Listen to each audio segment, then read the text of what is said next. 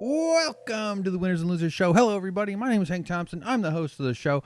I'm going to be the host of the show until all the world's wrongs are righted. That's right. Welcome to the show, guys. It's the Winners and Losers Show podcast. It's happening again. Can you believe it? It's fucking back. I'm back. That's right. I've been busy. So this is a big deal here. I'm going to just admit something straight up front here. I'm nervous. I'm feeling a little anxiety and tension in my chest. I feel a lot of excitement, anticipatory. I don't know, but I'm kind of nervous. This is weird. So I'm pushing through it. Probably wouldn't have noticed if I hadn't brought it up, but I feel like I need to just put that on the table here. It's a great way to kill the nervousness. If you're ever in a public speaking situation, just go on stage, say you're nervous, and then leave, and everything will be fine. So here we go. Where do I start? This podcast is going to be, this specific episode I'm saying, going to be a little sloppy. Just going to tell you that straight up front. I haven't dropped an episode of this podcast in 3 years, over 3 years. July 5th of 2015 was our last guest. So I'm going to give a little history of the show, of the podcast, of me, I guess. And then I want to talk about kind of where I want to take the show overall. I'm sort of refocusing on news and politics and being one of these, commentary douchebags. That's kind of my goal. I want to be one of I'm one of these talky fuck faces. You know, these guys that have opinions and they think they need to talk all the time and say their shit and put it on the internet. That's me. It's horrible. I hate it. I wish I was into accounting. I wish I had just some normal interest, clean my driveway on the weekends and go to work, like one of those guys, because then you can have just a regular life and you die some sad corpse with some stupid family. But no, I have this fucked up brain that makes me need validation from strangers and pursue a career in comedy, which is the worst thing I ever did. So I'm 90% not kidding about all that. But anyway, I do love comedy. I started stand-up in 2009 and life took a whole bunch of weird directions since then. Short films, video editing, worked for the Young Turks, worked for Jimmy Dore, do my own thing on Suck Professor on YouTube and other podcasts, and just, lots of jealousy and being bored. That's mostly what the first 10 years of a comedian career is, generally. I'm in the stage of my comedy career where I've been quitting for 6 years. Like, I've been quitting comedy longer than I have done comedy. And I haven't actually even done stand-up in well over a year. I do want to get back at it someday, but it's just like, I don't know.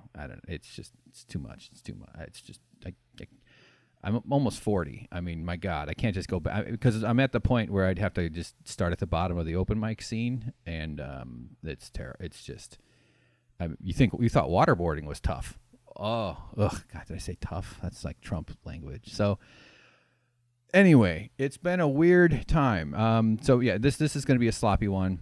I'm going to kind of get into some of the broad strokes of where my mind is, and so maybe if you're new to this show, oops, I just bumped my mic. Sorry about that. I'm not a pro. Okay. So if you're new to this podcast and to me, God, so arrogant. Give you a sense of where I'm coming from politically.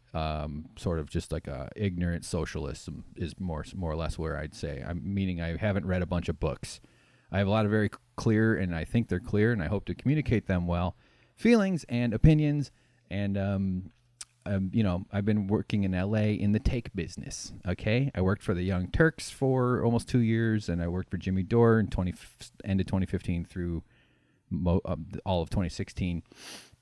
And so I'm not unaccustomed to this world of hot takes, of spitting out your bullshit into a microphone and hoping people click on it, and then eventually those clicks turn into a career somehow. You get enough of an audience, you can get other opportunities, and blah, blah, blah. Not that this is just a stepping stone, not seeing it that way, but I would be lying if I pretended like I'm only interested in doing this forever for fun. Like, if my goal would be to do this full time, like as a job, and if that means advertising support somehow or Patreon support somehow, I would take that. I've seen it work. I know too many dumbasses making a living doing either comedy or commentary or whatever the fuck, and it's like I'd like to do it too. That's what it comes down to. I really wish I didn't have this in me, but I do. It's a problem. You know, there's nothing worse than wanting to be a comedian and wanting to, you know, it's awful. So, part of the thing is I am doing this alone, meaning I'm not talking to anybody. I've done a good bit of podcasting in the last few years. I actually did a podcast called Infinite Clicks for a little while. I don't think it's even available anymore because we stopped paying for it. But this podcast specifically, before I jump to that, I also do a YouTube channel called Suck Professor with my roommate James, and we cover movies, video games. I do some animation on there. I've taught myself how to be an animator. Actually, have been paid to animate. I made Blair on TBS, which is like the online only digital shorts, like 1 or 2 minute long things. I do some other animation stuff. Made a music video for a guy. Sometimes when strangers reach out to you, it's not always a bad thing. Guy was like, "Hey, I need you to do a thing." And I was like, "Oh no, some fucking weirdo." And then I was like, "Nah, he seems nice." And so we talked to the regular guy, and I made him a music video. And that's not a detail that matters to any of you right now. So I haven't been quiet, meaning I've still been yapping away all the on YouTube. We actually have a Patreon support community for Suck Professor. It's actually one of the more flattering things that anybody who is actually willing to give us a little money to keep our efforts going. Although I'm terrible at that part, the part of the deal where I keep at it. We have done like close to 30 episodes for that one too, just on the podcast. But people seem to really love our shot-by-shot format breakdowns, where we look at big video or TV shows like Game of Thrones, but we take screenshots, we go through it, and it's a whole thing on Suck Professor. You can go to it, check it out if you're curious. YouTube.com/SuckProfessor. All right. Okay. So this whole talking alone thing, just a quick note. It's utterly embarrassing and narcissistic. And I'm going to get over that.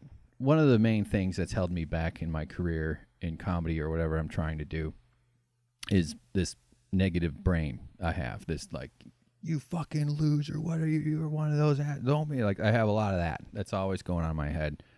I'm kind of getting tired of trusting that voice. Not that I do really, but I listen to it and I let it talk me out of stuff a little too much, because you just kind of got to, like, one of the things, the keys to like succeeding in this kind of life or career or whatever is public persona. I'm finally starting to calm down a little bit. Let me get a sip of my caffeine here. No, I can't reach it. Shit. All right. I'm terrible at this. Is one of the keys is gumption and entitlement. Not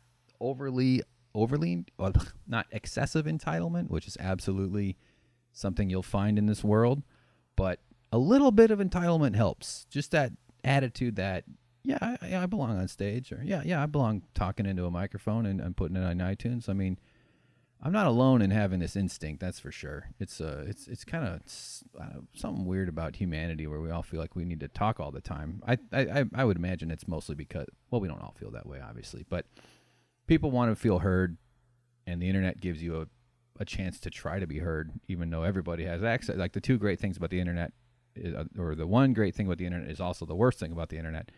Everybody can use it, and the worst thing is everybody can use it. So it's standing out among that clutter is very difficult. But that's okay, too. That's better than the old system where the only way to get your voice out was to impress certain gatekeepers, which, as we're learning now, we're just a bunch of rapey white men.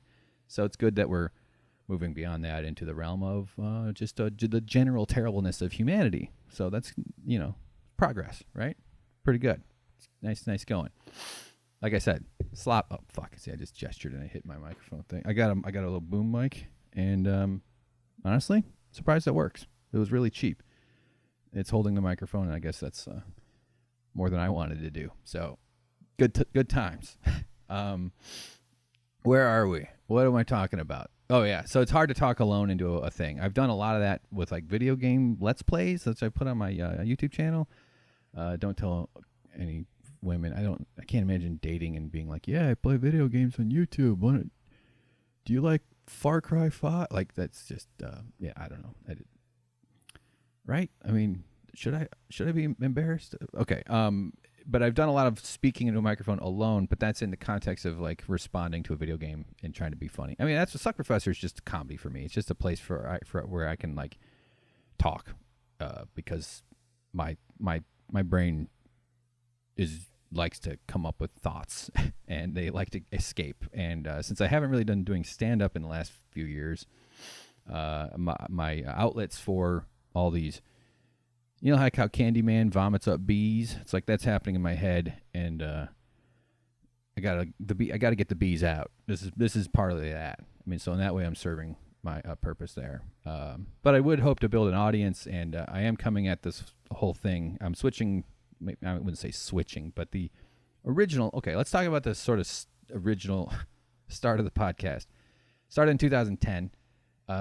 Just because I wanted to. I'd been a listener of podcasts for a long time, politics and news and stuff, and comedy. I started doing stand-up in 2009. Took an improv class at the same time and realized I fucking hate improv. I don't hate improv. I just, you know, I don't like relying on people or having them depend on me, which are probably why I'm dying of loneliness. But improv, like it's communal. I mean, and I'm actually the big bumped it again. I probably should stop pointing it out. I don't think it's actually making much noise.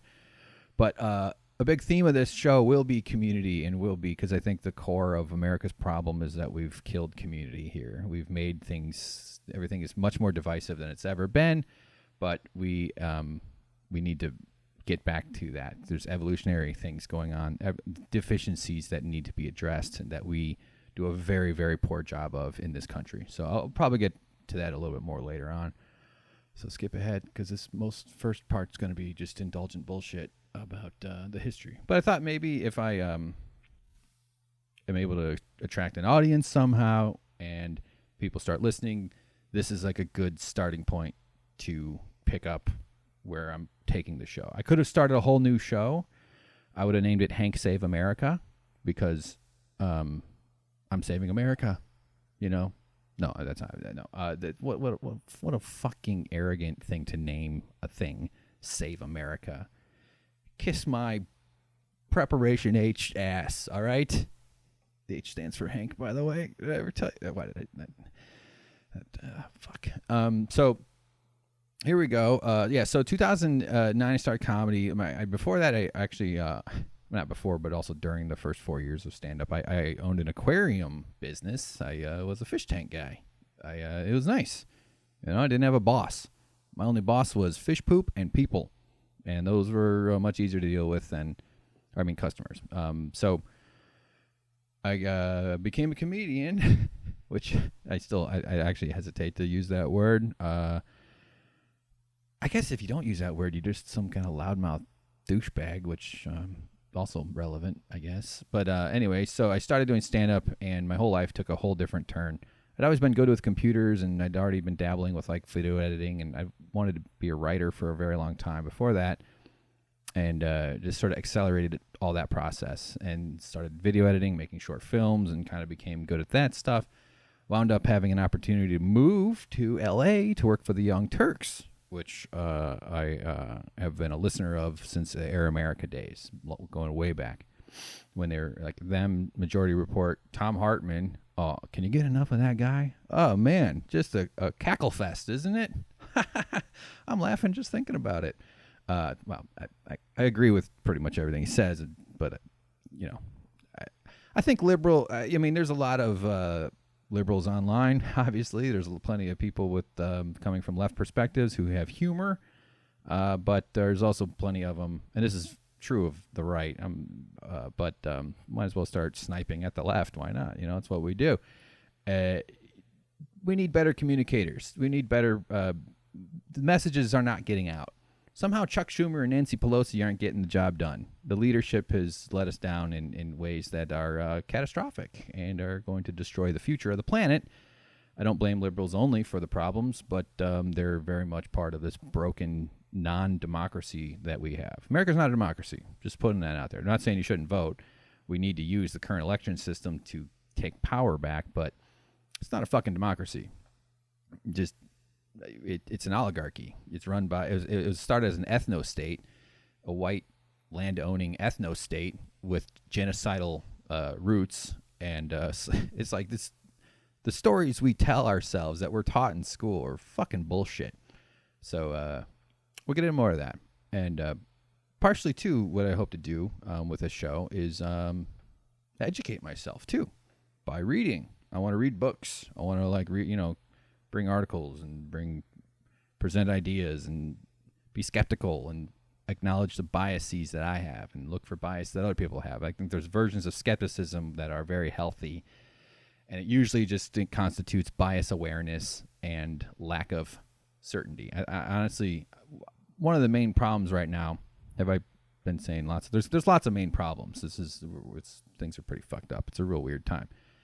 I think we're suffering through a certainty epidemic. I think there's a lot more confidence than it needs to be. People mistake their emotions for logic, and they put it out there in a way that isn't conducive to changing their minds. They draw lines in the sand, and people are just confronted with their own cognitive dissonance in a way where they just double down on how they think and how they feel and what what tribe they've assigned themselves to, and that leads to gridlock, confusion, and just yeah. So Adam Curtis, the British documentary filmmaker, is a hero of mine. I've only seen one of his movies, but Hypernormalization, which I'm sure you've heard discussed, or maybe you haven't, but you should look it up. It's on YouTube. Find the 480p version, not the 360p. It'll just it's just better. Goes into much of this sort of thing. One of the most interesting documentaries I've ever seen. So yeah. Where the hell was I? What was I rambling about? All right, yeah. So the podcast started in 2010. We did a whole bunch of episodes. It's honestly just like a document for I would describe it as like a document of young comedians at the early phase of their careers, quote unquote careers, yelling at each other about open mic bullshit, basically. I think we had some fun times. So I mean, I would hope that maybe people go back and listen. I wouldn't advise it, but if anybody does, maybe there's some entertainment value there. But it's where we're going from here is a much different angle. I'm going to focus more on politics and news, and I also have an interest in science stories and like psychology and why people behave the way they do. Most of my life have just been confused, just like watching morons and non-morons just make decisions and wonder what the hell motivated that. Like I tend to take more of a systems approach to how I analyze things, as opposed to just getting upset or confused or angry about personalities or specific individuals. There's two components to everything. There's individual decision making, and then there's the conditions in which those decisions are influenced. They're the conditions that influence that decision. Like fashion is a good example, for instance. We all choose to wear blue jeans, pretty much. By the way, ladies, I've been losing weight lately. I can fit in my gray pants. I got gray. It's denim. They're still denim, so I'm fitting in. But look out! Look out! What the fuck? I don't know what I'm doing. And by the way, I hooked up all my shit here, and I have the ability to play some music. Let me just press play on one of these bad boys here and put a little background music into this next segment. I'm not going to do this for long. This is just a big diversion I shouldn't have done here. So here we go. Oh, you hear that? That's nice, isn't it? Okay. What was I saying? So, it's so stupid. Let's get it up there. Yes. Come on. I'm playing some live stream thing of lo-fi hip-hop radio. Fun. This is boring. Come on. All right. Well, anyway, terrible part of the show. I should probably cut that part out. But I spent a bunch of time in the last couple of weeks putting this crap together, and I have all this old equipment. I finally bought the right wire. Everything comes down to that one key that makes it work, and it's working now, so it's good. Got my lap. Okay. Certainty. I lost track of where I was going. The podcast, changing directions. Not going to be asking my friends about open mic experiences. couple standouts from the early days, though. Now I'm thinking about it. Like I did the Snowcast-a-thon. That was I talked for like 12 hours straight. That was pretty.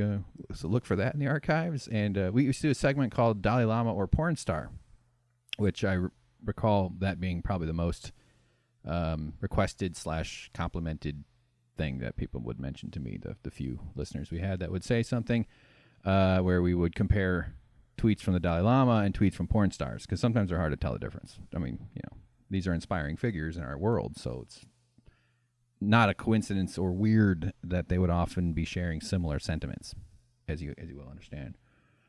So yeah, where are we now? So then I moved to LA, start working for the Young Turks.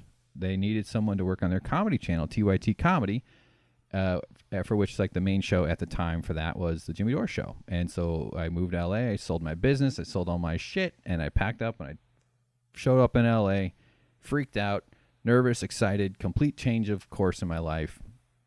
And I met Jimmy Dore and started working and directing and editing a show. There's more actually backstory to that that I might get into someday. And there's a lot, it's just a long story there. But wound up, I went to the Young Turks when they were in transition. They were ending their relationship with Current Television, which eventually became Al Jazeera. And then they were moving locations, and so there wasn't as much security, although they did fire a bunch of people, so maybe there's not that much security still. Their future is very well assured. I mean, they're not going away or anything, and I hope they don't. I'm actually still a very active supporter and fan of the Young Turks. But I transitioned to writing headlines. So what I did for most of my time at the Young Turks was clickbait. I wrote a lot of that bullshit. Like I got in trouble, actually, for one of them. This is just a quick story where it's like my second or third week doing it. They're like, "Hey, Hank, you can write. You know how to use words. Why don't you give it a shot? They call them back pockets. Do the back pockets. That's the ones that are like on the weekend, not the daily hits. The daily evening blast." And so I was like, "Oh, okay." And it was a fucking horrible weekend because I was new at it. I mean, I knew how to do the tagging and the publishing and stuff, but I was like, "All right, this is a more important role." And I spent the whole weekend doing these things, and I fucked up. I really screwed up. I was good at it. And then they're like, "Oh, you're good at it. Now you're going to do more." And so I became like the head publishing guy. I wrote headlines and did it daily for them, and eventually for the main show for hour one. It's a pretty important role. Weirdly lonely. Like the other people who did that work were in a different state. So I was always by myself. I was kind of like the only person in the department, so to speak. Anyway. And so that was my job at the Young Turks for most of the time. I also did some producing. I did a lot of studio setup. I mean, it was a ton of experience, and I really gained a lot. And it was an interesting thing because I was coming at it from sort of a fan angle. I had a friend who worked there. That's how I had an internal connection, which is how I got the job, as well as I delivered. I mean, it's not like I showed up and they like, "Oh, well, the guy can't tie his own shoes, but let's put him to work." Like, I mean, I did a decent job, but I did get in trouble. Let's not say trouble, but I had to learn some of the constraints. Because I have a comedian, fucking maniac brain. And, like, the story, this is 2014, 2013 something or whatever, was Anna and Cenk, they're the main hosts of the show. They had a discussion about abortion. There was some story in the news. Republicans were trying to ban it after 20 weeks or something like that in some state. I don't recall exactly. But they had a disagreement, and they had a discussion. And they didn't completely agree on their opinions, and that came up, and it was a fine, totally above board, nothing weird about their side of that. But my job was to package it with clickbait. So I wrote the headline, "Abortion after 20 weeks. Is it hot or not?" And not hot. No one likes it. Not hot. Although, honestly, I think it's kind of hot. I think it's pretty good. No, but it some conservatives reacted. Like, "Oh, look at what the young," and I was like, "Oh, yeah, a lot of people read this shit, don't they?" I mean, not that I didn't know that, but I had to kind of learn to dial that down. And it's one of those weird jobs because it's super important. It's super public. It's super visible. You're selling the video. You're trying to reveal what's in the video without revealing too much of what's in the video, but you're trying to tease it. But you have to be accurate, because if you're misrepresenting what's in the video, then the watch time drops because people click on it and then they see that they were told something wrong. they were told something inaccurate about what to expect, and then they stop watching, and that negatively affects the way the algorithm processes the file. The algorithm works, and so it's just one of those jobs that's like stressful because you don't know. Like, it's kind of a guessing game. There's it's sort of wizardry in a way. It's like you're trying to just tap these right emotional chords but you're also trying to do an honest accounting of what people can expect, and it's supposed to harmonize with the video. And I actually wound up getting 2 professional certifications, which if you're an employer in the Los Angeles area in the last few years, you've probably not read about because you probably never saw my resume. I would send them out, but I did have a resume or certifications in what's it called, digital rights management and audience growth and development, and they expired, which I don't put that part on the resume. I mean, it's under the category. Okay, whatever.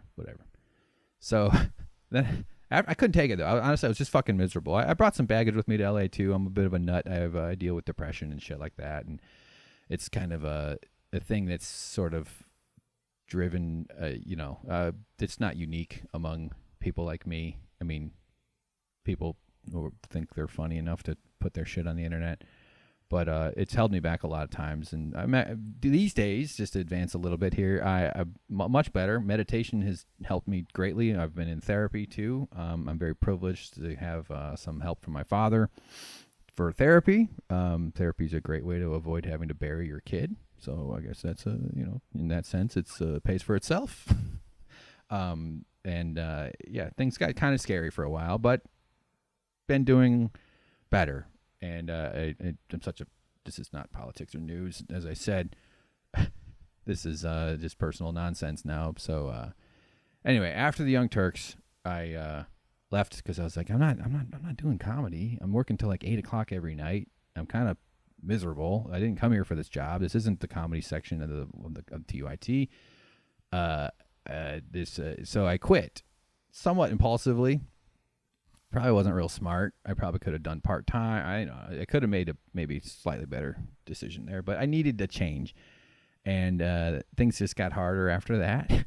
But then I was enlisted by Jimmy Dore to bring his channel to life.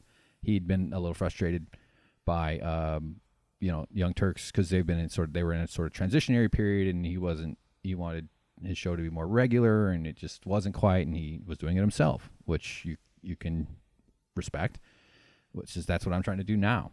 And worked really hard for him for about a year, bringing his channel back. It woke up. If you're like me and you've been paying attention to this world for a long time, it came back to life in 2015. TUIT comedy on YouTube / the Jimmy Dore Show, and I did a bunch of graphics for that. I mean, I did pretty much everything for a long time. There eventually another editor came on board, but I was still doing most of that, pretty much everything. Camera, I hung sound panels in his studio, and we drove to his house every single day, or when we filmed every day. It was a lot of heat. I didn't have air conditioning in my car at that time, and that sucked. But and his channels, we built it worked. Like it worked. Like we built an audience. We took a dive. I remember when we started, we weren't sure where it would go. We knew, I was following his lead, and it was his thing. He'd had his own audience, but he wanted it to take it to some different levels and some next levels. And, I'm not going to say I'm responsible for it. I'm not. That's absurd. But I did most of the like technical lifting during that first year to get it where it was. And I was on the air too. I got to talk, and so if you were, that his podcast was also on the radio in LA, New York and stuff. So that's cool. It's when you're like a comedian wannabe, the best part is where you get to say shit. And so eventually that relationship ended. This is a topic that might come up at some point on here. I'm actually a pretty regular listener of the Majority Report and the Michael Brooks Show, which are line up really quite well with my political viewpoints. So I'm, if you're an observer, or if you're paying attention to that world and to like the online progressive talk show sphere, there's a lot of discussion occurring around what, the Jimmy Dore Show and the differences within the progressive movement that are occurring right now. And there are some substantial differences. So I hope that, mean, I hope we get to analyze that topic. I have a unique perspective, point of view that very few people have into that specific debate. How much debate? I don't know if debate's the right word, but how much it really matters in the grand scheme. I would suggest not that much. It's mostly just kind of, kids at camp, kids at summer camp, fighting over who gets to, put their head in the well. That's randomly weird memories. I went to summer camp, I remember, for I don't know, one or two, months of 1 or 2 years, and they had a well that spat out water. So, but they built this big. This is totally fucking random. They built this huge, let's not say huge, 4 foot by 4 foot like basin, kind of concrete basin, and the well so it was always pumping out water. So it was basically just this big pool, 4 feet by 4 feet, with the well pipe in the middle. And one of the traditions was it was very cold water, clean, beautiful well water. There was a turkey farm nearby, so it smelled like turkey shit. No, it didn't. And one of the traditions was to dunk your head in the water, like just smash your head into this like cold well water. Which now that I'm thinking about, I was into it. I didn't know it at the time, but that's actually pretty healthy. It's called hydrotherapy. Look it up, everybody.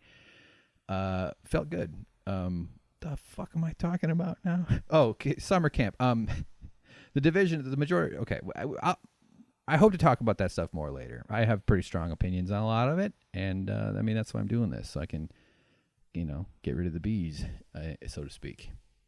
So, after the Jimmy Dore Show, nothing much was really. I mean, I was doing Suck Professor. I started that when I was at the Young Turks. Started with video games. I was just inspired.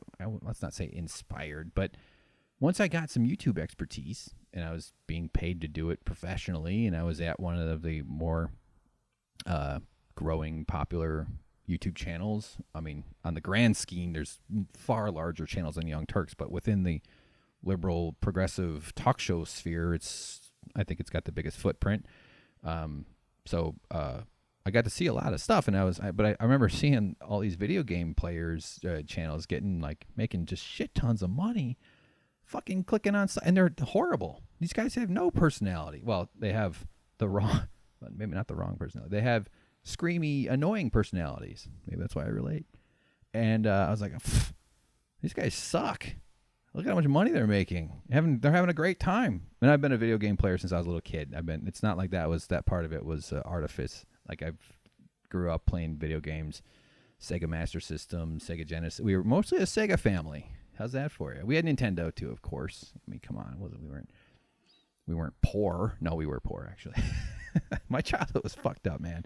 We were poor, but we also had like family with money, so I had some exposure to money, and we went to a rich kid school. I changed schools a whole bunch, and so I went to like this. We were like the scholars. We were the poor kids at the rich kid school because we could talk and do the homework and play sports and stuff. That was all crazy. Anyway, so that's informed. I think that informed some of my outlook on the world.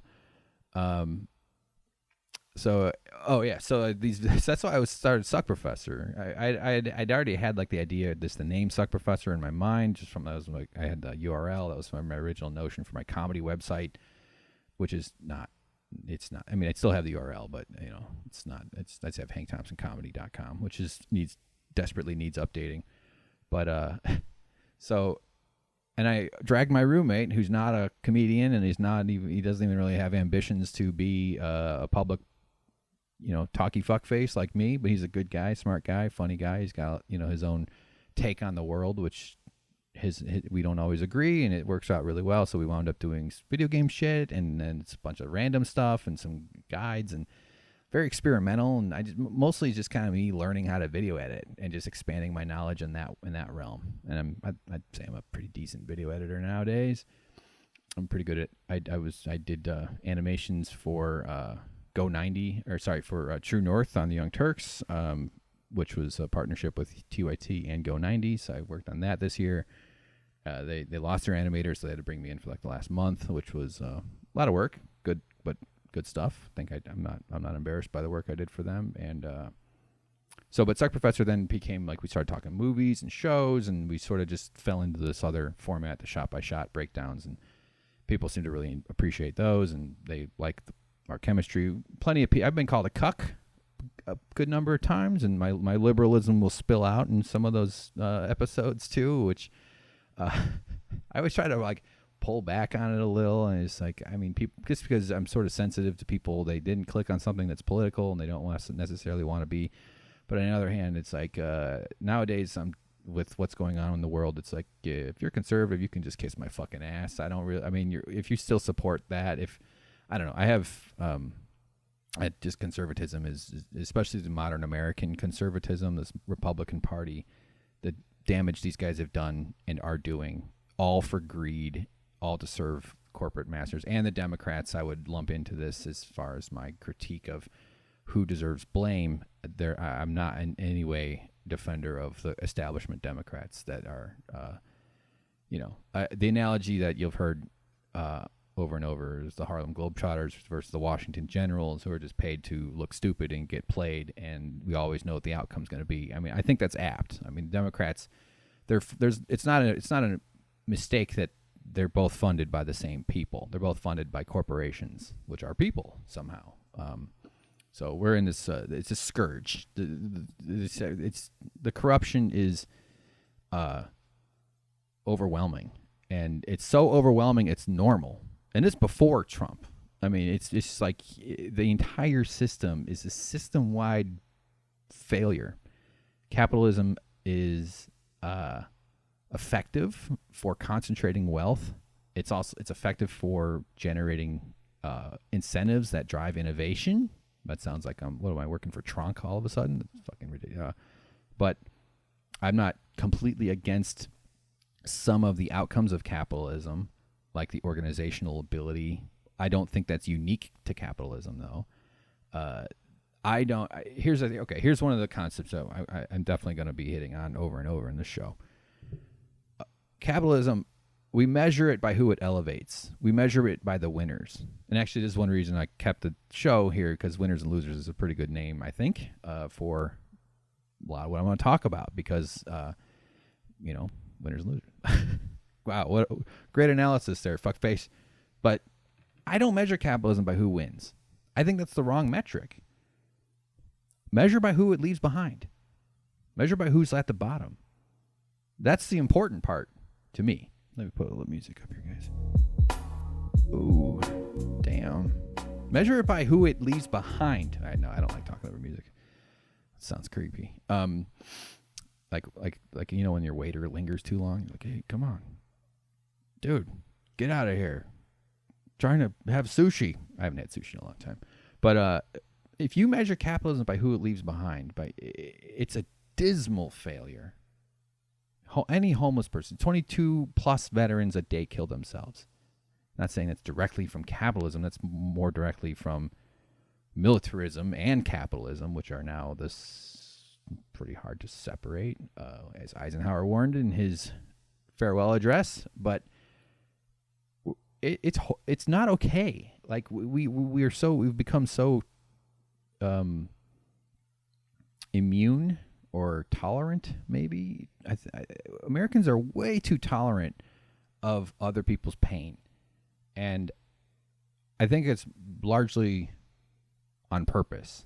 Maybe not like in a conspiracy kind of way. Not even maybe, but like definitely not like in sort of conspiracy way. But it definitely serves the interests of the few, of those who control the country. One of the things that stands out to me is like a simple statement. This is going to be a thing here too, where I get self-conscious about being kind of one of these guys, these talky people, because it's hard not to get cheesy at times. I'm very anti-cheese. I eat a lot of cheese, by the way. Ketogenic, look it up. But if I don't even know if this is cheesy, I don't know. Our system only permits rich people to write. Let me start that over. If only rich people write the rules will only benefit rich people. That's what's going on in America, and it's been going on for 50 years. It's been going on since the beginning. I mean, let's be honest. like with Trump, like one of these things you hear all the time. This is a crisis. This is a major problem. This is a huge crisis. This is, oh my God, look what's happening. I agree. Since the night of the election, I haven't had a comfortable night's sleep in a long time. It's also hits me at a time in my life where I was unemployed and separated from the comedy world quite a bit, partially from money, but also partially from me sort of trying to put myself back together. A little bit of a Humpty Dumpty situation going on here, and it's been a really difficult time to be to have an anxiety problem and to but what the fuck are they talking about? And so so it's reported, or maybe reported's not right, but it's described as a crisis. Well, the crisis in America started long before Trump. The crisis started multiple crises all over time. One of the primary ones is when wages flatlined in the early 80s after, the ascendancy of corporate influence over government took full power with the rise of Ronald Reagan, and that has not waned at all. Clinton didn't do anything to fix it. He made it far worse with his telecommunications bill, his crime bill, and all these other ways that they were trying to appeal to middle Republicans. They were always Republican light. This neoliberal bullshit. There's the neoliberal word. We should ring a bell every time a progressive guy says it. Bing, bing. And Obama didn't do anything to help it either. Very mixed feelings about Obama. I skipped right over Bush. Fuck that guy, man. Fuck Bush. Fucking war criminal. Currently, still the worst president in America. But you could debate that right now. I mean, Trump is uniquely fucking insane. But so that's a crisis. That's when the crisis started. When the government stopped ensuring that its people shared in the productivity of the GDP. Okay, that's when wages flatlined, productivity continued to climb, and that gap between those wages flat and the angled line of growth is theft from the people who deserve their share. I actually wouldn't want to get into more of that down the way. I've been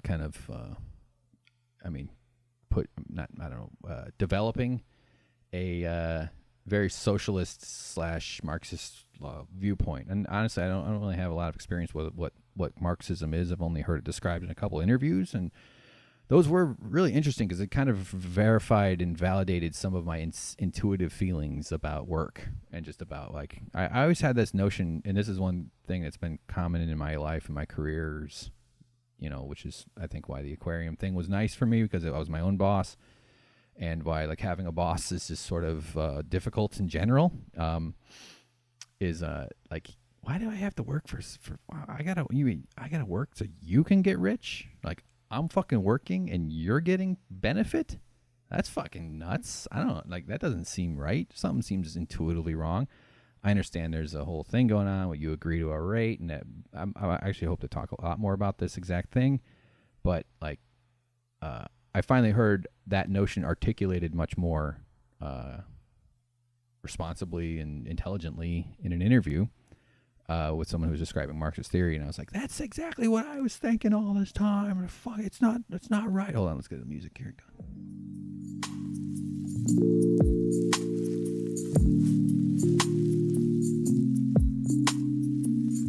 Ooh, yeah. See, I just turned a little knob on the mixing board, and this music comes up, huh? You know what I was going to do this episode? I was going to rant about John McCain.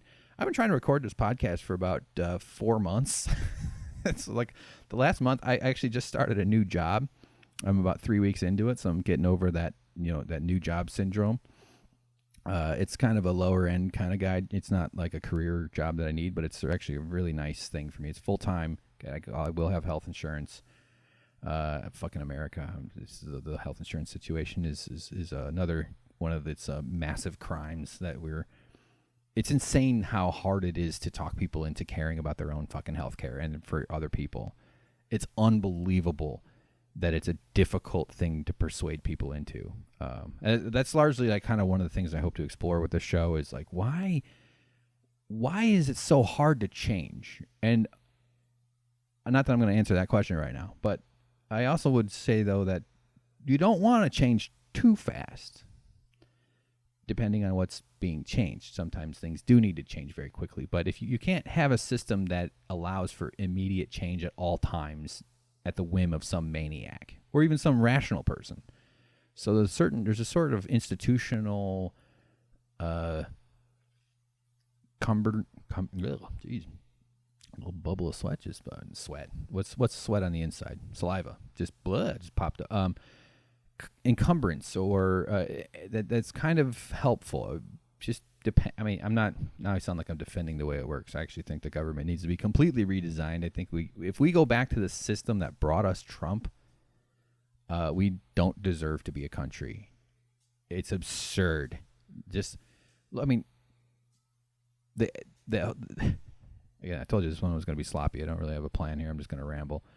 This fucking how do we not I want to scream and freak out all day, every day. It's horrible what's going on with this monster. It's so embarrassing. It's on so many levels that 30 to 40% of the country thinks what's going on is okay. Now you have to remember, not all those people have the same information you might have. You might not have all the information they have. Maybe they get the newsletter that explains how there's just innocent explanations to everything. There's not. We've been taken over by the dumbest criminal on the. We're only being saved by his own stupidity. The one thing keeping the country, giving the country any chance of surviving this is that the person and he's not the problem. He's the symptom of this greater problem. But that this dumb motherfucker is so stupid and inept that we can't not convey and communicate how stupid and inept he is to the people whose minds need to change. One of the things that frustrates me is we're only allowed to make progress at the speed at which conservatives change their minds. And it doesn't happen fast. It took a long time for most people on the right to figure out Iraq was bad. It took about 6 years, 6, 7, you know what I mean? They're all rah, rah, rah. Again, these are oversimplifications, but this whole rah, rah, rah nonsense to go to war, to invade a country that had nothing to do with 9/11. It was just purely profiteering, war profiteering, American hegemony. What is it? Hegemony? Just trying to impose our will on the rest of the world to try to make a big statement, and the consequences are terrible. And it worked the way they wanted because they didn't care about peace. They didn't care about making anybody's lives better. They didn't give a fuck about anybody who died, American or otherwise. It was about making money. It was about generating cash from the United States government and increase in worsening conditions in the Middle East to continue the cycles that perpetuate terrorism and that perpetuate militarism, and that it's just terrible. It's not. All right, I'm starting to sound inarticulate for the first time this episode. So where was I going with that? I don't remember. See, it's no good. So, so I've been trying to do this podcast for about a month, and I was really going to talk a lot about John McCain, because that's right around he was dying, and the unbelievable response, just insane. All right, well, might as well since I brought it up. It's amazing too how news it takes about 3 hours, and it seems like it's the ancient past. It's unbelievable. I know I'm not the first to point that out. I've been paying attention to politics and news since high school. So I was one of those weird teenagers who knew how many branches of government there were, and was oh, Janet Reno. I knew I knew people who weren't just the president, which even half the country often doesn't know. Bill Clinton's vice president, Albert Gore. That's right, Albert Gore. Who made a lot of money with current TV.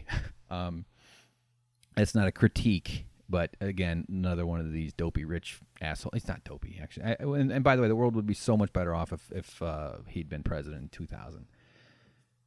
That, I don't think it's not properly acknowledged how much of a turning point it was that the Republicans took over during that time. That really changed things. You could make a case that 9/11 might have been prevented. George Bush has been documented as not having done enough to stop it. Would Al Gore have stopped it? Impossible to say. Would he have had a different mindset and probably a substantially different governing style? Yeah.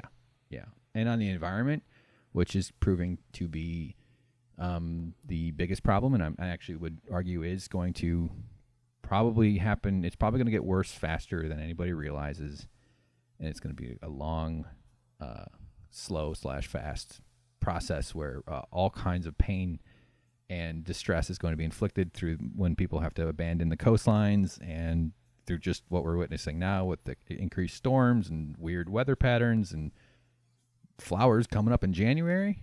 Come on, flowers in January? Actually, that sounds nice. Let's keep it going.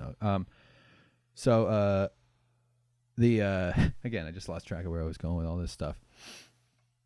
I'll get better at this. I'm telling you, like I'm still feeling a little nerves here, just kind of rambling, and I'm going to cover specific stories too. So where are we now? Oh, just John McCain stuff. So I actually have some audio I want to play. You know, it's not just going to be cool music. Oh fuck! I turned on the wrong knob.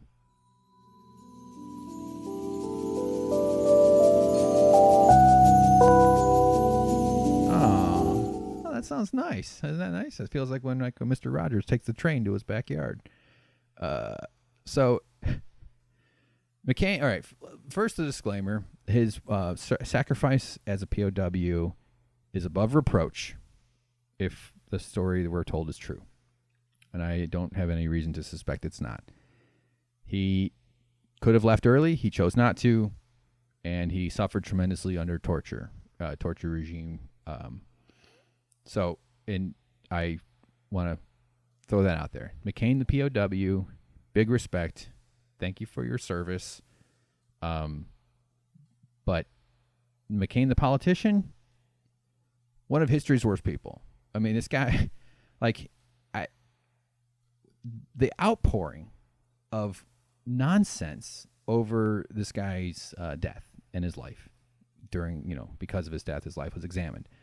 The words people use, the way he was described, were the shield of his POW experience, which I defend. I mean, not defend, but I acknowledge was very worthy of respect.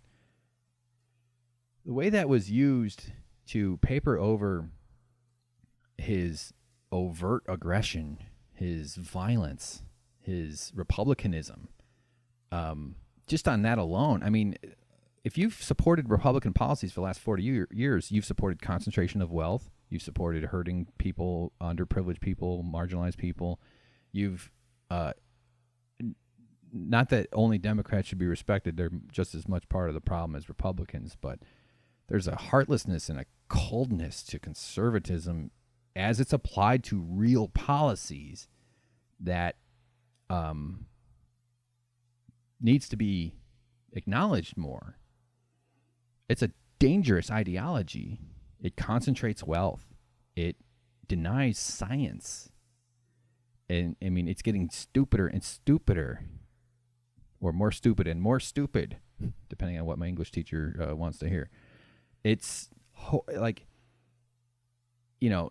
he was lauded as having some sort of independent streak. The maverick. That's bullshit. He voted for these guys' policies all the time. He had... this is not going as smoothly as I was hoping. Let me get some audio here.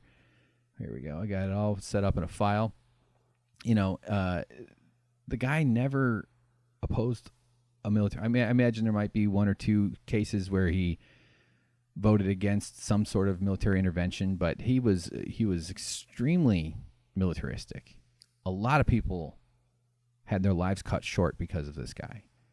The vote, one of the things he gets credit for in the last year or two was when he was the deciding vote, along with Susan Collins and Lisa Murkowski, who also voted against their party against the repeal of the ACA. McCain dragged that out in this dramatic moment with his whole thumbs down bullshit. He doesn't get fucking credit for that. That's first of all, dragging it out like that just forced disabled people, forced people on the edges, people who don't have a secure health insurance, which is the vast majority, or a huge numbers of Americans, to live in anguish and anxiety and stress from this process that didn't have to go the way it went. It was politically courageous, quote unquote, because he bucked the way his party was looking at, the expectations that he just get in line with his party. And it's pathetic that we live in a system where that's considered courageous.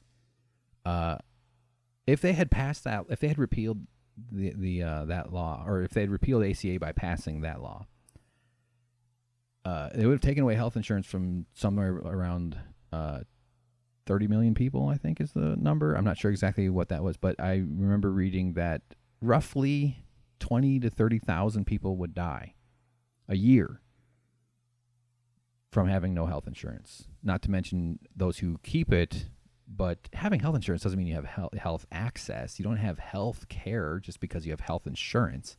It just means that you're allowed to buy it when you need it in the form of co-pays, co-insurance, deductible, all this shit, all these ways that they're just extracting money from you at your most desperate time. Because if you don't do it, you either suffer or die. It's such an immoral thing. I can't believe that we live in a country that tolerates this kind of pain and anguish on our own people.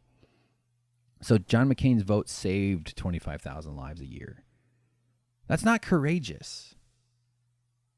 If I knew somebody, let's say a guy, because he's a guy, and you said, hey, that guy, he chose not to kill 25,000 people. Don't you think that's courageous? No, not killing 25,000 people a year. Over 10 years, that's 250,000 people would have died. And not those good fun deaths like Hugh Hefner. Not that I admire Hugh Hefner. I'm just saying, like, did he die having sex? I don't. I'm just saying, like, you know what? I think sex seems like the best way to die, other than for the person you're having sex with. That's bring that up in therapy, But what the fuck am I saying? It's absurd that one of the things that jumped out at me about how McCain was treated in his this whole crazy performance grief that permeated the media, MSNBC, CNN, and everywhere else pretty much, was just this instant myth-making, instant revisionism that is necessary to maintain the delusion that America is a decent country. The ruling class, the ownership class, that's Bush's fucking thing. Remember how obnoxious that was? These, the elites, I guess is the word that would be tossed out there. I'm not particularly fond of that word. I think it's ridiculous for various reasons. But they require this bullshit.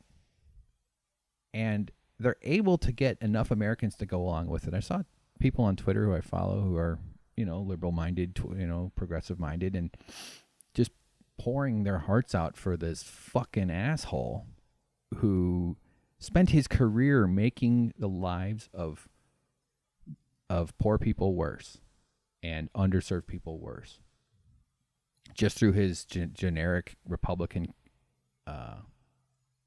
what's the word I'm thinking of? Kowtowing? Not kowtowing. Towing the line. Line towing. That's where I was going. Just through his generic line towing of just standard Republican mendaciousness, but also through his aggressive militarism and his and also on a personal side, he was a piece of shit.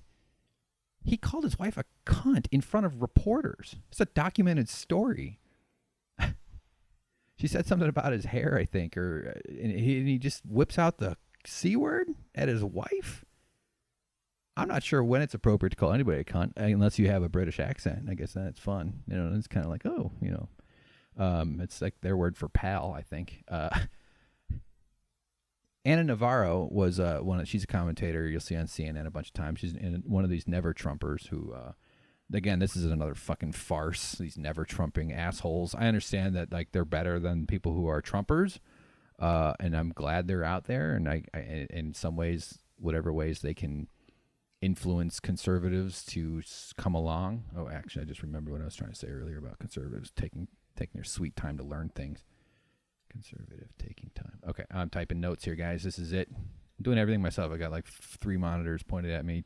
I got my laptop, my big computer, my mixing board.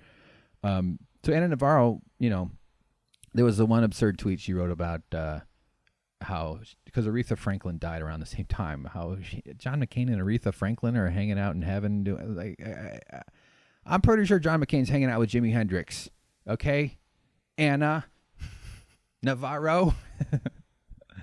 But just the establishment flags were flying like crazy over this guy. There was something else. She tweeted this story. I'm going to pause for a sec.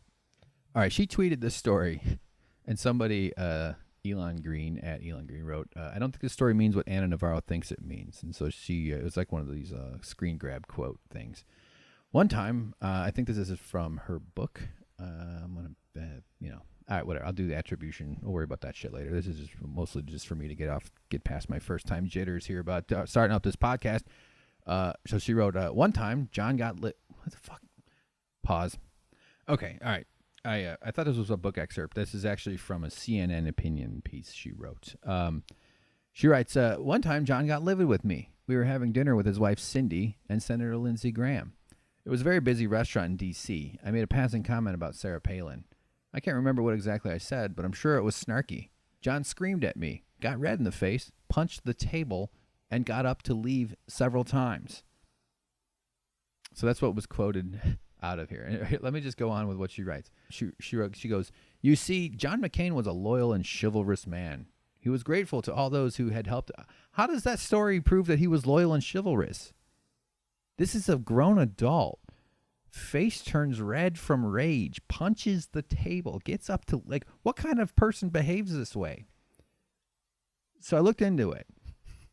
This is the real value I want to offer here. I don't want this show to just be me spouting off my bullshit. There's going to be a lot of that. It's going to be mostly that, to be honest. But I do want to, there's some degree of I should do some research / at least have some idea what I'm going to say and talk about. And so reading about John McCain's early life is a bit horrifying. Again, POW McCain, nothing but respect. Put the gif of that little kid with the respect hat and takes his hat off. All right, POW McCain, boom, you're good. But politician McCain and pre-Vietnam McCain, by the way, he volunteered for Vietnam.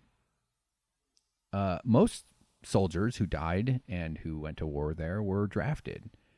Again, this is another one of these massive crimes of history that it's embarrassing that we live in a country that let the leaders get away with that. That Nixon, Kennedy, LBJ got us into that fight. Nixon prolonged it, and it was horrible. I watched first half of the Vietnam documentary by Ken Burns, and just I getting upset. I couldn't get through it. This is a crime. This was these boys, and I don't know how many women were killed. Vietnamese women, certainly countless. But these men were plucked out of their lives and just dumped into a body chipper because these politicians couldn't stop the war because of political reasons. And nobody paid a price for that. Nixon had to resign because people were kind of upset about it. We had to go live a life in luxury. He had to retire to California. What a fuck. No, Nixon should have been executed. I'm against the death penalty, but Nixon should have been locked up. And George Bush should have taken his cell and had to sleep on Nixon's decaying corpse, which would probably be bones by the time George Bush got there. I'm saying they're war criminals, these people. We put people in jail for pot. Cops are executing black people everywhere. All the time. It's constant. And these people cause wars that are just devastating. And they're devastating to those countries we invade. They're devastating to the soldiers we send over to die. And the soldiers who come home changed forever. That's one thing that frustrates me about the Democrats and about progressives is that we don't own this issue. I don't understand how the right gets favorable reviews for its militarism. There's some massive trick being played there. I'm anti-war. It's not because I have some notion of peacenik, although I am kind of, yeah, actually I would say I do. It's that the standard for sacrificing another human being it's the highest thing you can imagine, and we treat it like, yeah, just a mistake. George Bush, mistakes were made. What are you gonna do? Politics. Like, if you want to murder someone, you're gonna go to jail if you get caught. But if you want to murder lots of people, you could be a politician. I don't get why we don't look at politics and politicians to the same degree that we look at people who smoke weed, with the same judgment. And this is why I think it's okay to criticize John McCain. He chose to be a politician. Politicians inject themselves into your life, into my life, into people's lives. That's what that power is. They enjoyed incredible benefits from having such a high status in society. Status is extremely important to our human brains, to the way we evolved as animals. Not that our evolution mirrors the way we exist now, but like, they make money. They raise their profile. They're like, they're celebrities. Let's call them celebrities. They're famous. They get their asses kissed. People laugh at every stupid fucking joke they tell. Not that that's like the point, but you know that thing where your CEO, your boss, tells a joke and everybody goes, "Ha, yeah, good one. Ha, ha, yeah, the price is wrong. Ha, ha, good one, fucking idiot." McCain went out of his way to tell you how to live, to make decisions on what to do with your body, especially if you're a woman. I randomly was clicking through votes and stuff like for his history, and just on like early 90s, he voted against against having homosexuals in the military. He was on that side. He was Republican. So of course that prolonged pain for a group of people. But politicians, because they go out of their way to inject themselves into your life, they deserve different levels of scrutiny when they die, and a more honest accounting of who they were and who they hurt. I hope some of this is like reasonable podcasting. There's the voice in me going, "You fucking dumbass, you sound terrible."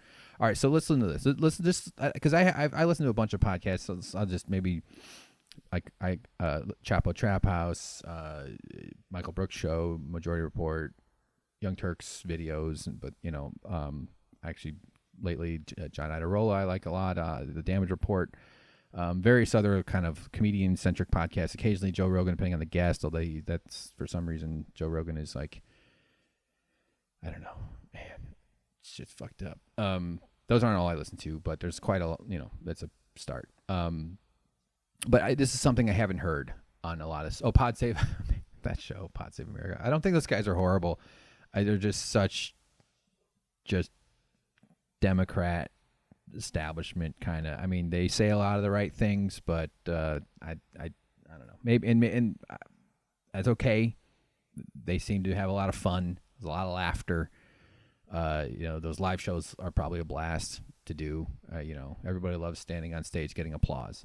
I say that as a failed stand-up. So I've been on stage and gotten applauded at. It's I'm not gonna lie, it's pretty fucking nice. Feels pretty goddamn good. Something weird about our psychology does that. So anyway, but this is something I haven't heard elucidated. Well, there's a word for you about John McCain. I'm just gonna read through this. Let's get a little music for this. Let's see what's playing. Perfect. All right, John Sidney McCain III. Already, I don't like anybody with the third. All right, how come there's no seconds? No one goes by the second, do they? Or the first? That'd be pretty presumptuous. You're just gonna, you're gonna name your kids after you. John Sidney McCain III was born at Coco Solo. What is that? That sounds like a porno title. Naval Air Station in the Panama Canal Zone. To Naval Officer John S. McCain Jr. Oh, his dad was a junior. Well, I guess that makes sense. And Roberta Wright McCain. This is not the interesting part. McCain's family tree includes Scots, Irish, and English ancestors. Ugh. No, I'm joking. His father and his paternal grandfather, John S. McCain Sr., were also Naval Academy graduates and both became 4-star United States Navy admirals. So he's a son and grandson of Navy admirals. So he comes from a military family. There's honor in that, especially the World War II guys. Those guys had to fight a substantial fucking actual. That's like the last justifiable war. Although I imagine there's probably interpretations that that entire scenario is it melts my brain when I think about how intense it was and how global, just amazing. But the McCain family followed his father to various naval postings in the United States and the Pacific. Altogether, he attended about 20 schools. Look, I switched schools a bunch. That fucks you up a little bit. This guy switched 20 schools. That fucks you up a lot. In 1951, the family settled in Northern Virginia, and McCain attended Episcopal High School, a private preparatory boarding school in Alexandria. He excelled at wrestling and graduated in 1954. He referred to himself as an Episcopalian as recently as June 2007, after which date he said he came to identify as a Baptist. Oh, really? You mean right before you ran for president? Right as you're running for president, you became a Baptist, huh? Weird. Wow, such principles. Following in the footsteps of his father and grandfather, McCain entered the United States Naval Academy at Annapolis. So now we're back to him being a young guy. He was a friend and informal leader there for many of his classmates and sometimes stood up for targets of bullying. Okay, that sounds nice. And became a lightweight boxer. McCain did well in academic subjects that interested him. What the fuck? Did someone change this shit, man? Because the thing I was reading about was he was this violent monster. He kept getting in trouble. I think this has been rewritten. I'm serious. I was reading the same page, this Wikipedia page, about how he kept getting in trouble. He was constantly being reprimanded for fighting. Where the fuck is that? It didn't make him look good. That's probably why it's not here. Wow, this is interesting. Now I feel like I'm trying to spread conspiracies. That's not at all what I'm up to. I just remember reading this and being like, I got to read this. And now that I'm reading it, it's like, this is the airbrushed version. This is crazy. McCain, okay. All right. At age 28 on July 3rd, McCain married Carol Shep, who was a model from Philadelphia. McCain adopted her 2 young children. There's actually a lot of stuff with the way he divorced her, and the kids that he adopted, they wouldn't talk to him for years. Like, he was a real garbage guy to hit that first wife. At the end, at least. He probably was nice at the beginning. Hey, aren't we all, huh? McCain records a combat assignment was assigned to the aircraft. So, okay. All right, well, I'm serious, man. This was... Now you're just listening to a guy read the internet. I'm going to turn the music down. It's kind of distracting, honestly. Oh, okay. So here's all right. He came into, this is the final sentence. I swear, I read like 4 paragraphs about all the fights he got into, all the disciplinary things he got into. He had temper problems. This guy's a rageaholic. I mean, calling his wife a cunt in front of reporters, punching a table, getting red-faced, and those are indicators. When you're in your 60s and 70s and you still don't have a grasp on your rage, it probably means you were pretty into it early on. Now, maybe, I guess you could argue someone could be pretty peaceful up and then have a traumatic experience, which rewires parts of the way they operate and maybe create some PTSD or something like that. But I don't know if that's the case. Based on what I was reading, it made a lot of sense as to why this guy's such a violent, belligerent monster most of his life. He came into, okay, but here's the sentence that's still in any way relevant to what I was trying to say.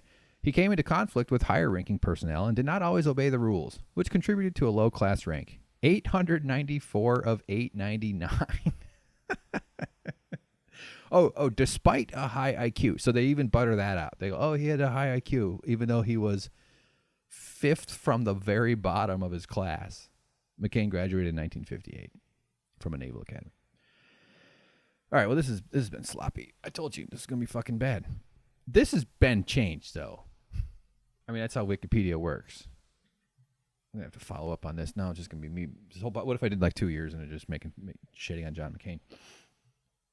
Well, that's really interesting. He volunteered to drop bombs on people, by the way. I know he was in the military. I know people, they call that serving your country. Even though it was an illegal war, it was a crime. It was, crime's not even the right word for what Vietnam was. War crime, I guess, is the best term. But our language, and this is one of the problems, our language isn't, our English in general, just the human language isn't sufficient to describe how horrible that was. And Iraq. speaking of that, the Obamas joined up with the whole ruling class at McCain's funeral, this whole lying in state business, because we need to reinforce this narrative that America is a decent country. They have to fall asleep at night too, and they none of them have had a stressful night. I'm sure that they have pressures and stresses that I don't understand, being powerful people in positions of great influence and expectations, and but enormous status within society, which brings someone a lot of comfort emotionally. So the Obamas are there, and we've seen them be chummy with the Bushes before. And they're sitting next, and there's that video that went, I guess, viral. I don't know. I'd say sticky, because we see Bush give her a candy. Who knows? A mint. Maybe they're swallowing dimes. Fuck I know what people do when they have that much money. You poop out dimes, and they're shiny when they come out, like Barbie shoes. But everybody loved this. Oh, Bush, look at him. You remember the Trump's inauguration? Oh, fucking Trump. I hate that fucking head. His speech was called American Carnage, or I don't know if that was the name, but that's the phrase he kept using. I'm going to talk a lot about Trump in this show. You're gonna hear more, so don't worry if you haven't already had enough. But so Michelle Obama, who I have a tremendous amount of respect for personally, I separate Obama from the person, the Obamas as a family and as people. I mean, I wish more humans were like them. They're wonderful humans, but very much establishment, very much part of the systems that keep this country as fucked up as it is. I'm not sure what Obama could have done differently, and I'm not saying I'm okay with everything he did. I wish he had fought. He seemed always hesitant, more protective of his legacy than anything else. But he was not a fighter for the right causes.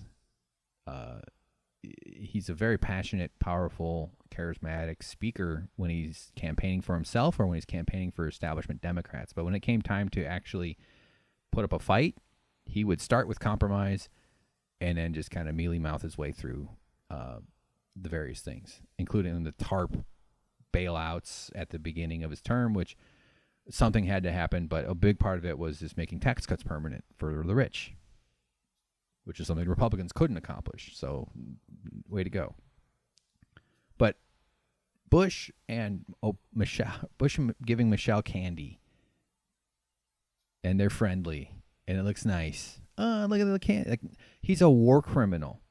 If I knew somebody was a murderer and they wanted to give me candy, first of all, I wouldn't. I mean, I wonder how many murderers I've sat next. I've never met a murderer who I knew was a murderer. But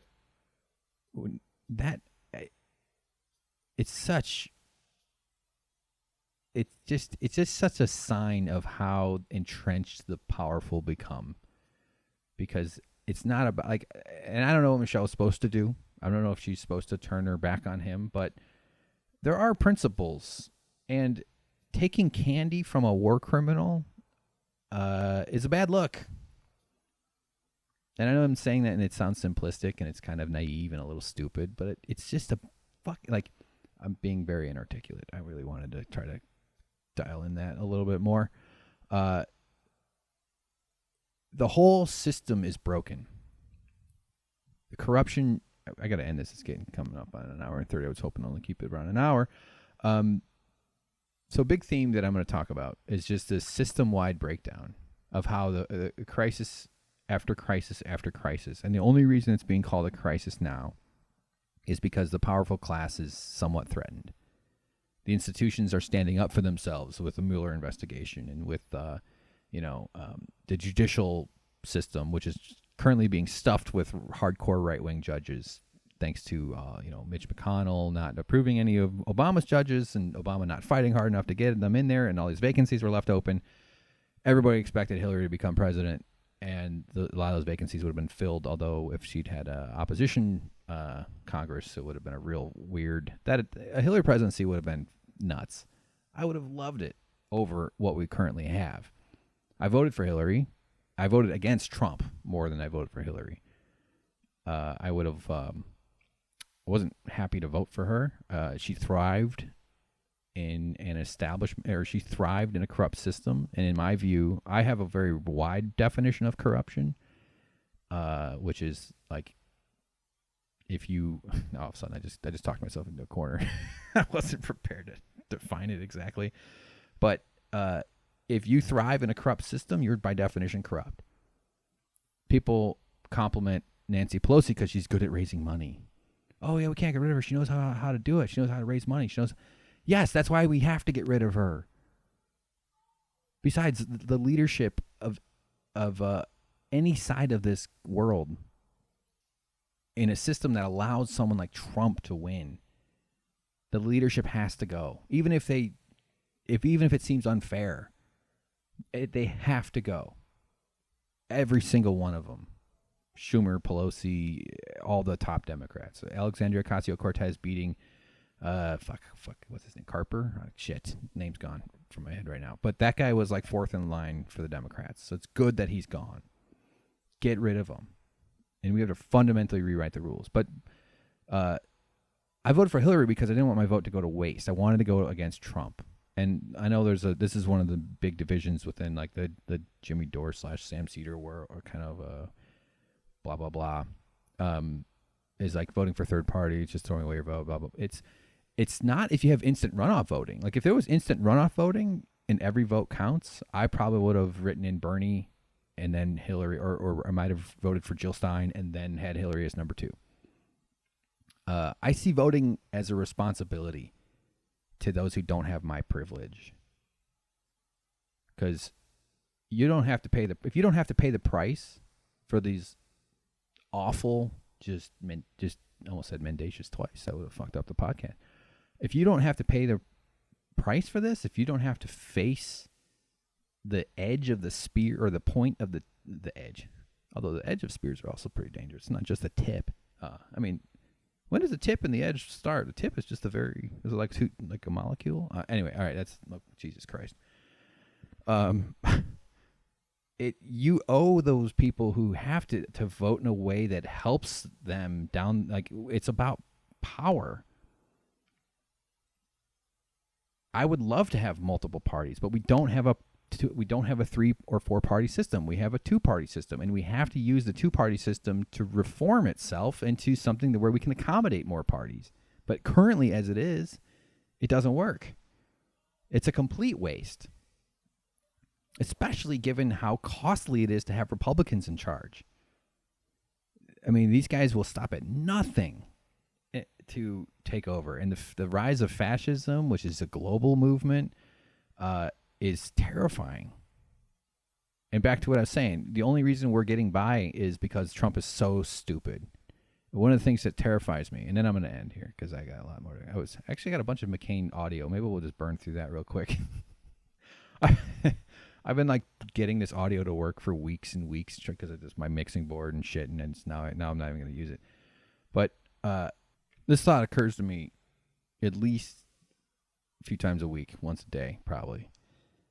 How vulnerable this country is to take over like this, like what we're experiencing. If Trump were 20% smarter, 5% smarter, I know that's kind of a vague concept, but if he had self-control and wasn't golfing 150 times in his first 2 year and a half or whatever, and wasn't the tweeting, which just is absurd, and wasn't him, and wasn't this moron, and didn't have this history of being a rapist and a racist, if he were able to control that, we'd be in major trouble. Because Americans are gullible for some good reasons and for some not so good reasons. How's that for turn of phrase right there? What am I? Thomas Friedman? We're gullible. We trust. I think that's one of the things that they take advantage of is like people can't quite imagine. They lack the I guess imagination. There you go. They lack the imagination to conceptualize how bad this shit is. How much money billionaires actually have. Big theme I'm going to go over is how much billionaires are. We need to convert racism into billionaireism. We need to take the tolerance of a billionaire, of someone with that much money, and I would even argue over, I don't know, pick a number, but like 100 million. I think that's like fair. Although honestly, I could go a lot lower than that. But we should take the tax rate on money over 100 million should be 100%. We should confiscate that shit. That doesn't belong to them. That money was produced by their workers. It's theft. That money belongs to the community, to the society. And if you can't live a decent, happy life on $99 million, or just say $100 million, if your reaction to what I'm saying is, "Oh my God, that would be terrible. You can't take away tax," like, oh no, you can, and we should. We have to. It's not theirs.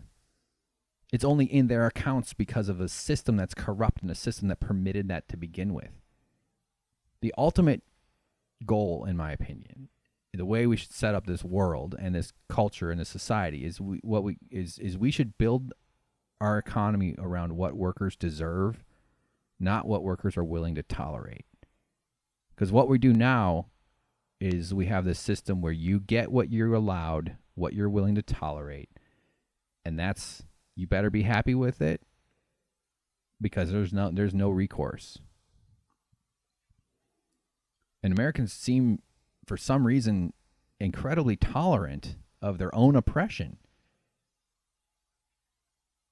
A lot of that, I think, is a lack of critical thinking skills because our education system's terrible. It's a lack of civics education because in order to even understand how you're being fucked, you have to know how the people fucking you work. And that's government processes.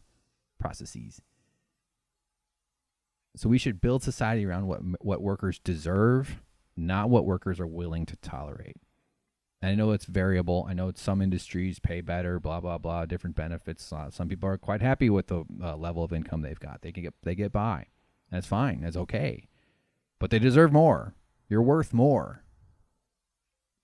Collectively, the self-esteem of Americans is extremely low.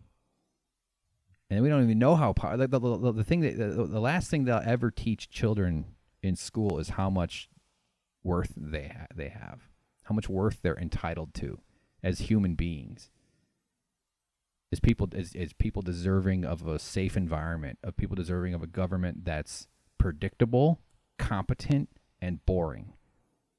A utopian government would be boring, not getting good ratings like this current fucking monster who's taken over. All right. Well, I could keep going, honestly. This is the preachy. There's a preachy side. It's just, I don't know. See, it's nothing but self-doubt. So, you shouldn't listen to this, by the way. I know it's the end of the show, but don't listen to this. This is this is not good podcasting. I'm going to be getting guests, by the way, too. It's not just going to be me spouting off. I am doing this solo thing because I want to be able to produce this consistently. It's probably not going to be that consistent for a little while. But let's get a little music going. Oh, shit. Damn.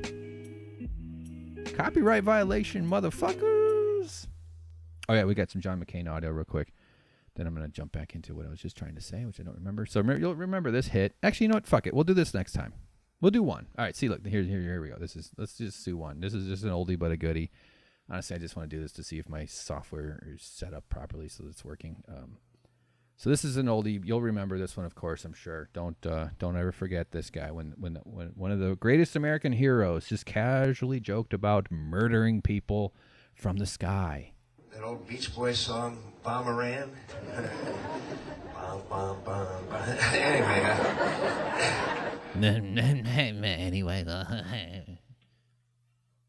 Don't speak ill of the dead, which is why I will not say anything bad about the many people who John McCain got killed in as a politician. Boom. Bam. Got him.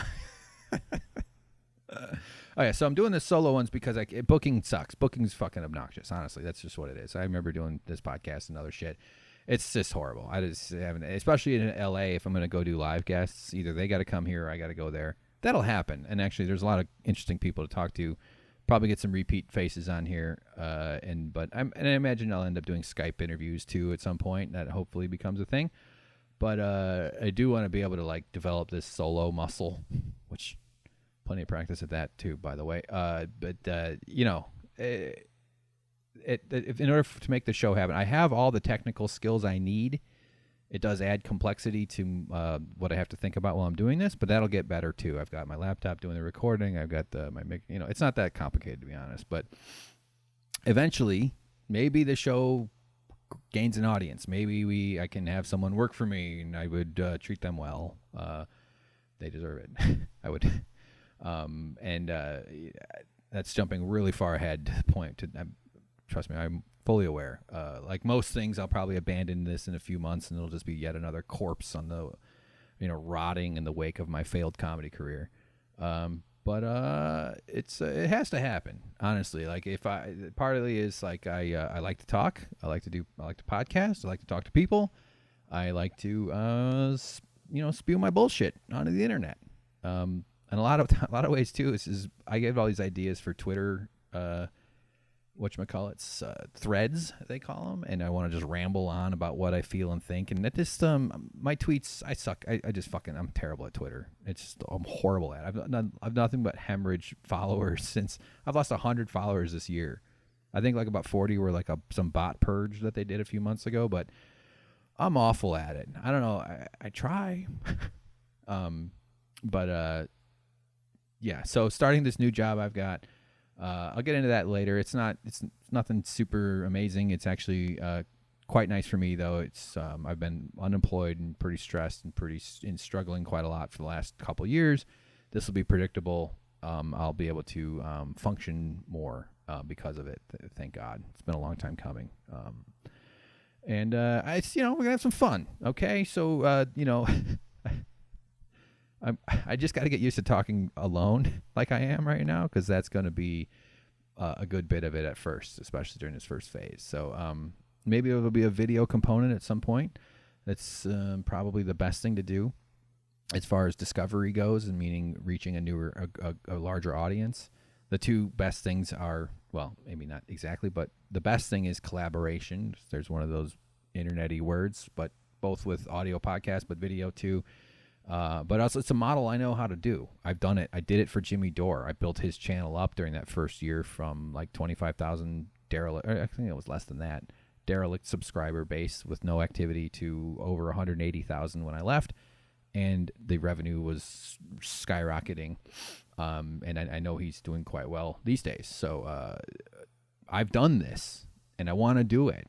And it's frustrating. I've always had this sort of I don't deserve it mentality. That's been a thing in my brain since I was a depressed little weird kid. And I got to get over that. That's held me back. I am getting over it. It's, that's why I'm nervous and a little afraid right now. Afraid. Who's behind me? This is putting my own ass on the line because I want the benefits, not to say, like, I guess there's a financial component to that. I'm not going to pretend like there's not, but just the emotional components, the career satisfaction, that type of thing. Like, I want to do something that connects with people. And I don't want to end and only do podcasting either. I'm actually kind of toying with an idea of making a documentary, which I have pretty clear ideas about what I want to do, how I want to, or at least some of the larger thesis concepts I'd like to go into, like the workers. We should build society around what workers deserve, not what workers are willing to tolerate. About exploitation, about why are Americans so fucking tolerant of their own oppression. This racism shit is just, it's so many words, embarrassing. But I mean, it's you're just being manipulated. It's just helping the billionaires. That's all it is. It's just all it is keeping you angry at someone with less power so that they can pick your pocket. That's all it is. And they're using it and they're maximizing it, and we have to speak out against it. and these alt-right dipshits and these online conservative, douchebags. I don't know. I'm jumping in, I guess, and it doesn't mean that anybody's going to pay attention. Don't worry if you're rolling your eyes. I'm already doing it myself. There's plenty of that to go around. It's all happening inside my head, but I've seen this thing work, and I want to make it work for me, and eventually hope to reach a point where this becomes a full-time thing, and it contributes to clarifying the language and some of the ways I talk about or concepts I might put in this idea I have for a documentary. And it probably starts with sort of just like video explainer videos or animated stuff. I'm really good with motion graphics. I do animation. I just feel weird saying I'm professional because I'm self-taught, so it doesn't make sense to say professional, except I have been paid thousands of dollars to do animation. So like over tens of thousands of, I guess that makes you a professional, but I don't know. I'm good at sitting still in a chair, clicking a mouse around, and there's no shortage of YouTube tutorials to teach you the next thing you want to learn so that you can execute your idea. It's not that hard. Guys, the secret to becoming a good video editor is to be lonely for 6 years, okay? So get to it. And we're going to have fun. I already said that, but we're going to have fun. I got all kinds of little shit to, like here. You want to listen to, I wrote that intro. Here, you want to hear it again? This is the intro I had. I composed this on GarageBand. I'm trying to end this podcast for about 20 minutes. This is how I work, though, so get used to it, fuck faces. Here we go. Ready? Oh, fucking VLC. Blue. All right, so that's the upward, right? Like when Mr. Rogers has a fart. And then... Why did I do that? It's good to be alive, isn't it? No, it's not. It's not. It's fucking terrible. I think giving birth to somebody is a very rude, it's a very mean thing to do to someone who didn't ask for this. But don't worry. By the way, the music gets a little more. I'm not going to just do this. The fuck was that? Did that make it on the recording? Here we go. I want to play this one for you. Oh yeah, here we go. Ready?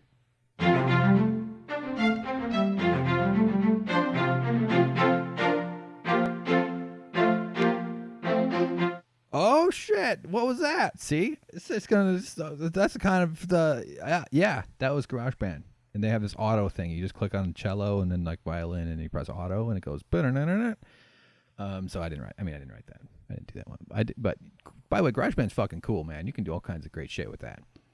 If you had an iPad, I did it on my phone, which makes it not that that's the. You also have to kind of understand music theory, which I don't. All I know is that Nicki Minaj is a singer, right? Yeah. Okay. I barely follow music. All right, so we're good. I hope you enjoyed this. You can email me, winnersandloserspodcast@gmail.com or pornolawyer@gmail.com. Let me say, wait, oh, sorry. Fucking Tucker Carlson. I've had pornolawyer@gmail.com for months, since like April.